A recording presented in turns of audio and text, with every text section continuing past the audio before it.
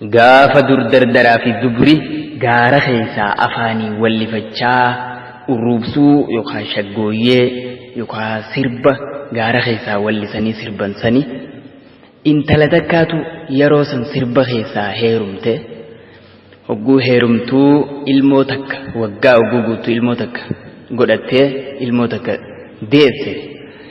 Kana intalti tun sirba keessaa heerumte beeytaa gaafa kan hawwisoon sirbitu tun gaara dachaatee gaara keessaa dabbal gaara jawweeloote silkoon haada wayya amfoote awwiinay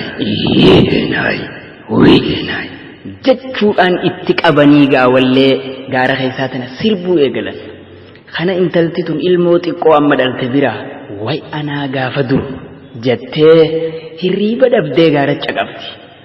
Gaaruma caqaftee iftee dhabnaan yeroo taan lafaa kaateeti mucaa xiqqaa kana fuutee haadha geessite. Gurbaan gaaraa alalaase waan qaamaa natti kaase ayyoo mucaa kana naa qabii jetteen haadhaan.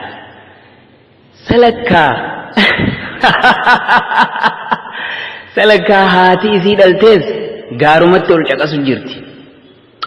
Haati hogguu mucaa gurbaan gaaraa alalaase waan qaamaa natti kaase ayyoo mucaa kana naa qabi jettee isin itti geessitu addaan wal hirti antiyyaafuu na jirti deema akkoo teeti geessii jetteen. Akkoodhaa eegigaa akkoodhaaf fuudhuu teessani akkoonis hogguuni mucaatti geessan edaa akkoonis gaarumatti ol caqasu jirti hirriiba dhabdee yoo ambaatii gu'e antiyyaafuu du'e haadhuma dhalte deebisaa itti mucaa.